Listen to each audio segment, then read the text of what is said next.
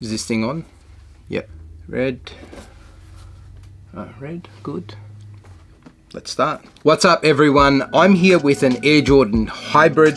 That's not the name of the shoe. This shoe is called the Air Jordan 6 Rings, but it's part of a family of Jordan shoes that are often referred to as hybrids. This is my first ever pair of the 6 Rings, and I'm super excited to break these guys down and give you my opinion if I think you should be spending your hard-earned cash on these or if you should be giving them a miss.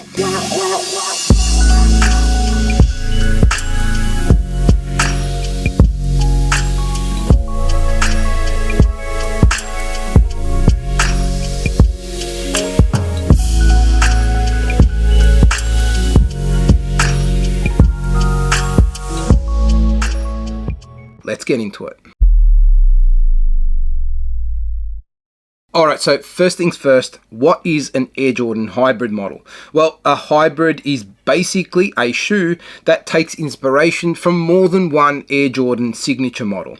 In the case of the 6 Rings, this guy has taken its inspiration from the 6 shoes that Michael Jordan wore when he was part of a team that won an NBA championship. The 6 shoes that feed into the design of the 6 Rings are the Air Jordan 6, 7, 8, 11, 12 and 13. This is not the only hybrid. There are many other hybrids, and I personally love this segment. I know that there are people out there who may not dig this particular type of shoe for whatever reason, but I love the story that they're telling through the design. The other models that have been released as a hybrid are shoes like the Dub Zero, which were released to commemorate the 20th anniversary of the Air Jordan shoe and take inspiration from all 20 silhouettes up to the time that it was released. The Air Jordan 60 Plus that has the designs of the shoes that Michael Jordan wore when he was playing a game that he scored more than 60 points in. The Spizike, which is a model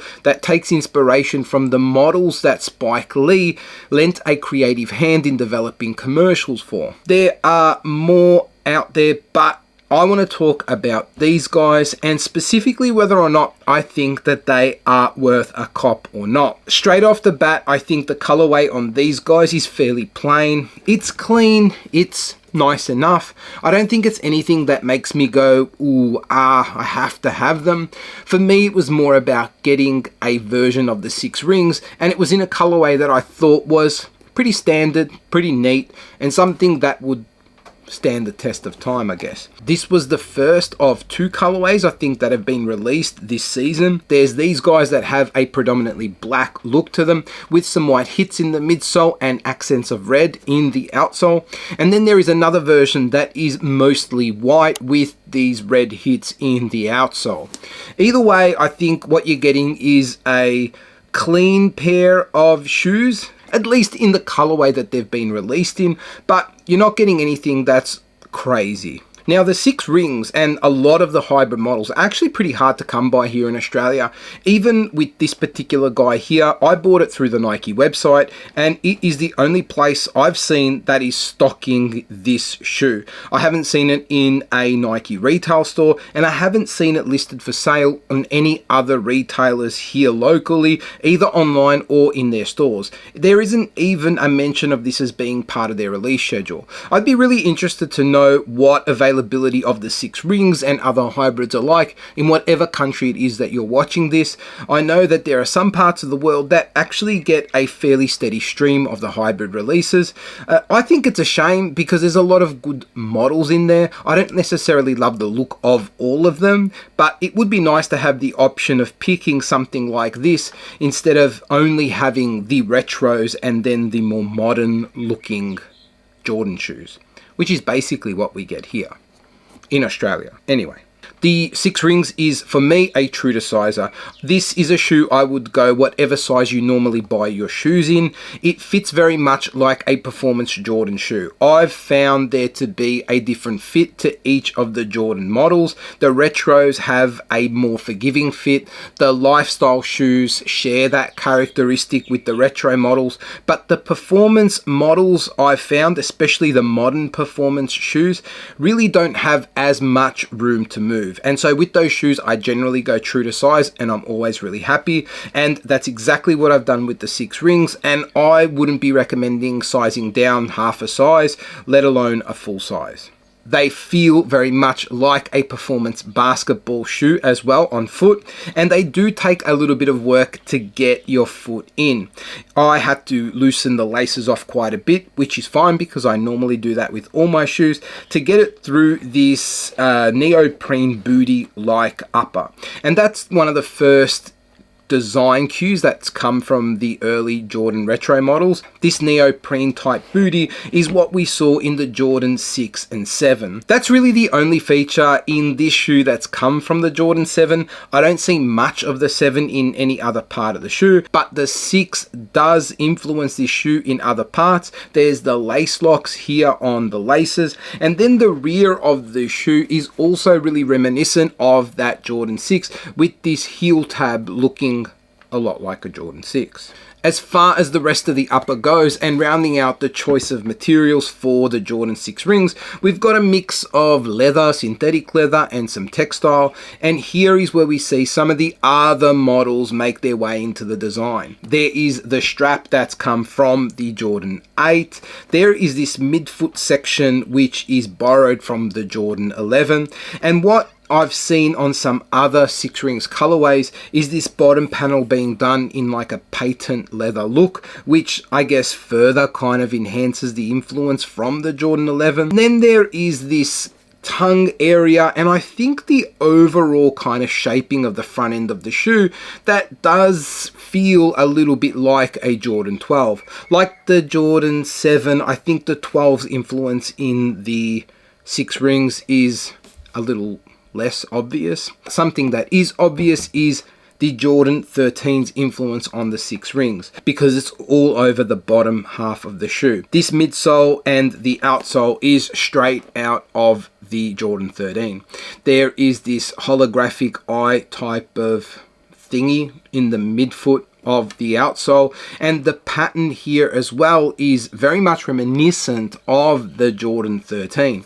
There is this carbon fiber shank in the midfoot area as well, and then looking at the midsole design, it is exactly what a 13 looks like. The materials are different though. In a Air Jordan 13, these white pods are often that exposed midsole type of foam compound, and then above that you've got a suede or nubuck finish. Here it is finished in what feels like a really cheap plastic or something flexible.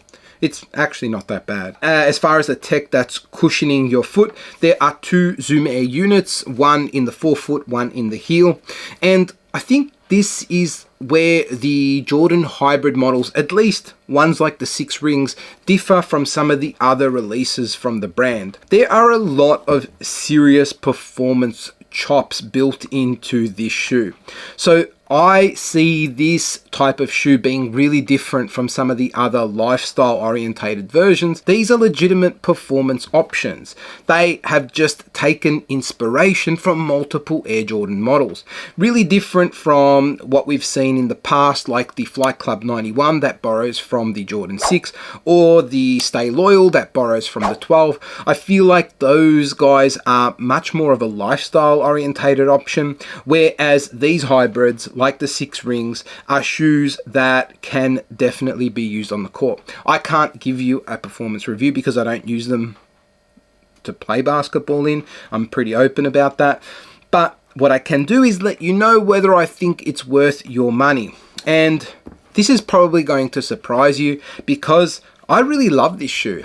I really like the design, I like the story behind it, and I like the way the materials have been pulled together to create a pretty cohesive package.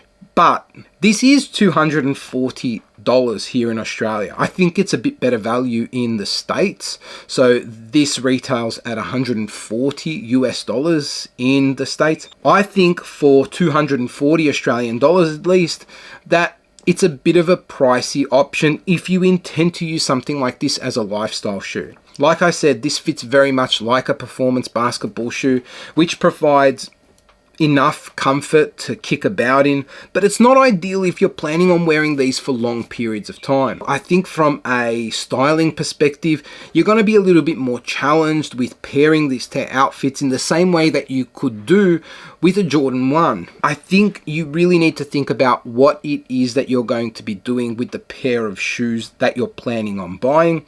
And if you're looking for something that's beefy, that really looks like a beast, then you can't go wrong with the 6 rings. But if you're looking for a lifestyle option, something that is going to be a little bit more comfortable, you're probably better off increasing the budget, getting a pair of Jordan 1 mids, and then maybe like a pair of Air Maxes on sale. I just don't think that these are really good value as a lifestyle option. I'm definitely interested in your thoughts, what you guys think of the 6 rings and any of the other hybrid shoe. Let me know in the comments below. But until the next video, laters.